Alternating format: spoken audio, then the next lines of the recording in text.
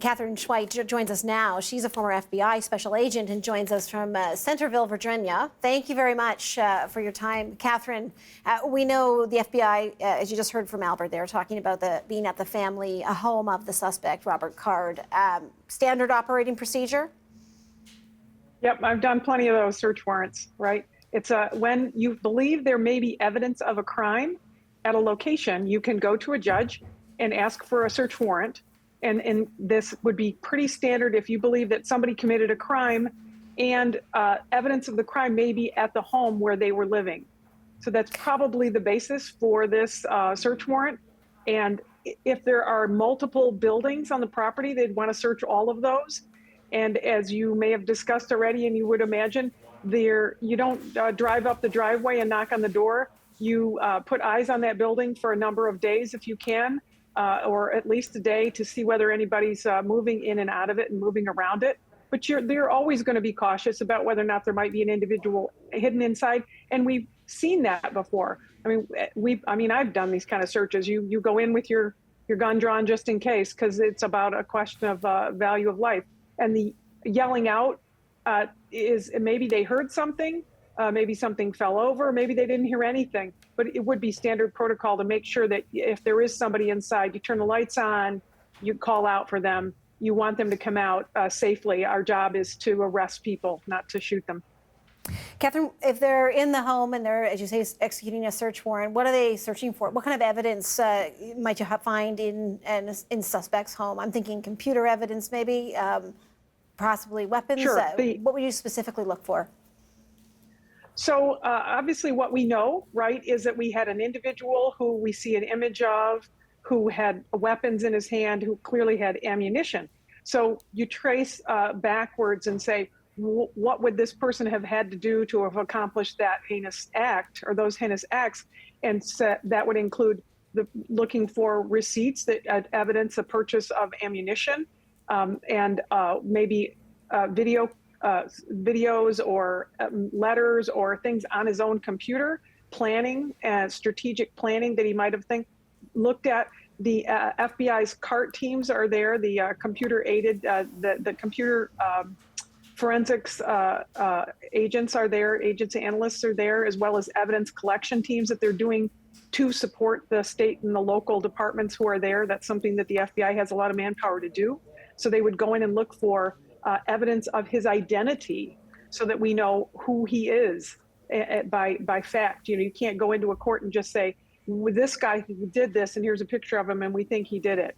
You have to go back and show that he in fact purchased the gun that matches the gun that was in the images that other people saw in person, that we see in images, that he purchased the ammunition or he obtained it from somewhere, and any communications that he might have had with people in terms of planning.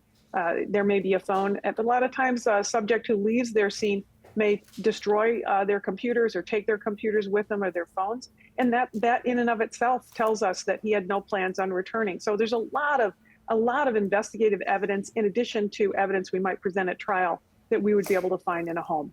As we're watching this police manhunt unfold, we were talking earlier to an NBC reporter who made a comparison to the Boston Marathon bombing, the manhunt for the suspect in that, and the challenges that came about from that. That went on for days, and there were multiple times where it seemed like perhaps the police had a lead, and it turned out to not be. And as I say, it went on for days. What kind of challenges might we see play out here, given that we're talking about a rural area? A car was abandoned near a boat launch. What sort of things do the authorities who are on this manhunt have to take into account, given the situation and where this is all taking place? I think you're tagging on some great things to point out, right? An abandoned car that's at the boat launch. We don't know what was there at the boat launch before, but if witnesses are able to come out and call into tip lines and say, oh, I saw, a vehicle there, I saw a boat there in the afternoon, that's going to give us information. So I think that a lot of times when we watch television or movies about investigations and something the FBI does, you think of them as linear, but in fact, an investigation is not. It's much more of a spider web. And so any tip that comes in, you follow it all the way to the very end until you verify that it is not a valuable tip. So there may be a piece of information about cars on roads, and we want everybody to call the tip lines that are available. FBI has a tip line that's available, as I'm sure the local departments do, and gather that information together. And then you take those tips and leads where they lead you. So you don't necessarily know, oh, we think the subject went north, we're going to only look north. No, you're going to look 360 degrees. And that's just the challenge of investigations, especially the longer it goes, the further away he could be. You know, logically, in the first hour, he could have only gone so far. There was a shooting in Michigan recently in the spring at Michigan State University, where I got my undergraduate degree. The shooter walked 4 miles from the campus after he shot 8 people. It took him 3 hours to walk those 4 hours, but they found him 4 hours away because he was walking, Right. and we had no evidence that he had a car. In this case, we know this guy owned multiple cars, Right. and he knows his territory, so it makes it tough. Yeah, well, the shelter in place, quickly, I just want to ask you, shelter in place, how much longer could it be? I only have like about a minute here, but this is a shelter in place that's been in now place for more than 24 hours. How much longer do people have to stay in their homes, do you think? Well, I think what will happen is that it will be lifted by local officials because there's no evidence that he's still there. And you have to let people come back to some sense of normalcy. So it will be lifted at some point. And I think that's a question of, being confident that maybe he is not in that town, in that neighborhood, in that school, hiding in the library, things like that. Katherine Schweit, former FBI special agent, really appreciate your insight here. Anytime.